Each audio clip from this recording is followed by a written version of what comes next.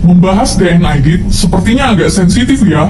Terlebih ia dan Partai Komunis Indonesia atau PKI adalah dua hal yang sulit dipisahkan. Di satu sisi, PKI dan komunis seperti diksi yang haram untuk dibincang secara baik-baik di ruang publik. Sementara, di sisi lain, kita butuh asupan sejarah yang baik dan sehat agar tidak gampang sakit di kemudian hari. Nah, apakah kamu termasuk salah satu yang alergi dengan tokoh yang satu ini? Terlebih pasca peristiwa yang kita kenal sebagai G30S, nama Aidit ikut menguap bersama pergantian era kepemimpinan. Sementara buku sejarah tak memberikan apa yang kita butuhkan seputaran itu. Mengenal lebih dekat sosok Dipa Nusantara Aidit, berikut perjalanan hidup sosoknya mulai dari pindah ke Jakarta, memimpin PKI, hingga tewas dieksekusi.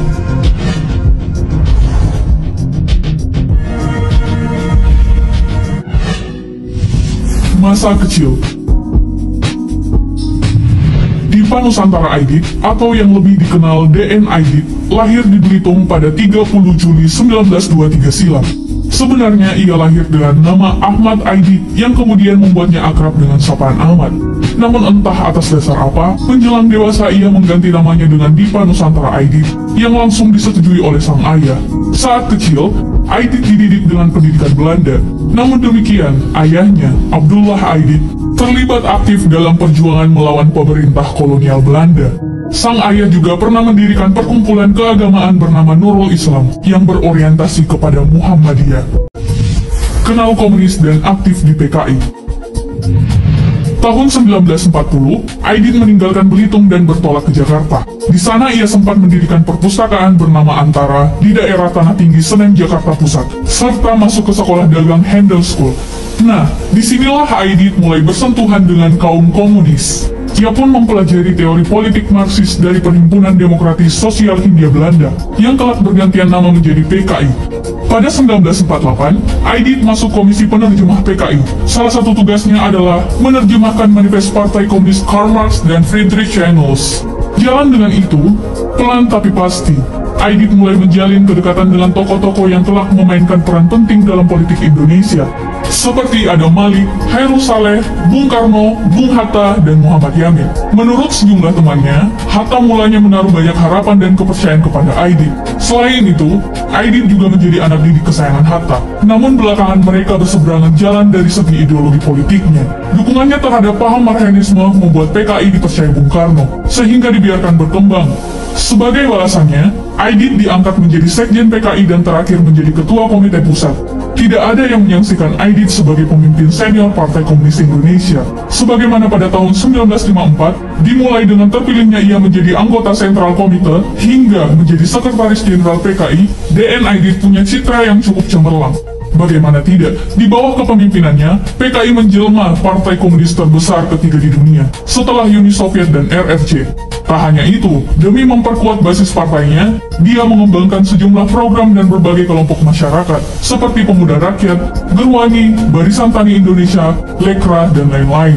Kerja keras Aidit juga tercermin dari berhasilnya ia mengantarkan PKI menjadi partai dengan suara terbanyak keempat pada pemilu 1955. PKI berhasil memperoleh 16,36 suara dan mendapatkan 39 kursi DPR dan 80 kursi konstituante.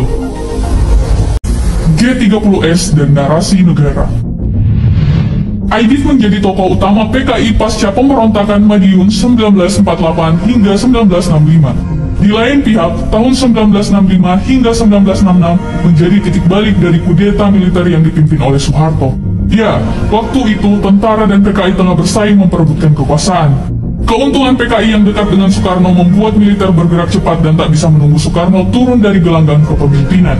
30 September 1965, sekelompok prajurit di bawah kepemimpinan Letkol Untung menyerbu rumah para jenderal yang mereka tuduh akan bertindak makar terhadap Soekarno.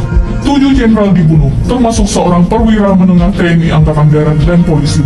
Sementara menurut narasi resmi negara, militer terpaksa turun tangan untuk menyelamatkan bangsa dari kudeta komunis yang gagal pada dini hari 1 Oktober 1965. Namun setelahnya, militer bertanggung jawab atas pertumpahan darah di seantero Indonesia, digerakkan oleh rakyat biasa yang membenci orang-orang komunis di sekeliling mereka. Benar saja, sisa-sisa pemberontak diburu ke seluruh penjuru, termasuk Aidit yang diduga otak gerakan 30 September atau disingkat G30S. Dini hari, 2 Oktober sekitar pukul 1.00, Aidit telah terbang menuju Yogyakarta dengan pesawat Dakota T443. Tujuan Aidit yang mulanya bukan untuk kabur, tetapi mengonsolidasi kekuatan.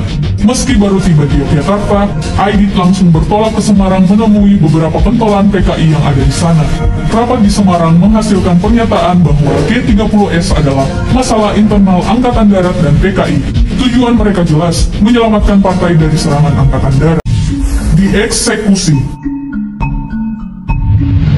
Dalam gerakan 30 September, pelaku, pahlawan, dan petualang, wartawan senior Julius Paul mencatat, hanya dalam 3 minggu tim intelijen Brigif 4 berhasil melacak jejak Aidit, sampai akhirnya masuk laporan berkualifikasi A1, yang terjamin kebenarannya, bahwa pada 21 November 1965, persembunyian Aidit pindah dari Klejo di bagian barat kota Solo ke Sambeng. Namun ada berbagai versi tentang kematian Aidit. Pertama, ia tertangkap di Jawa Tengah lalu dibawa oleh sebuah batalion Kostrad ke Boyolali. Dia dibawa ke sebuah sumur dan disuruh berdiri di sana. Versi yang lain mengatakan bahwa Aidit diledakkan bersama dengan rumah tempatnya ditahan dan sampai sekarang tidak diketahui di mana jenazahnya dimakamkan.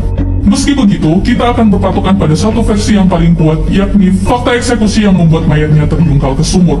Majalah terbitan Pusat Sejarah ABRI, Senakata nomor 13 Januari 1992, mengisahkan drama penangkapan Aidit yang bersembunyi dalam bilik lemari pakaian.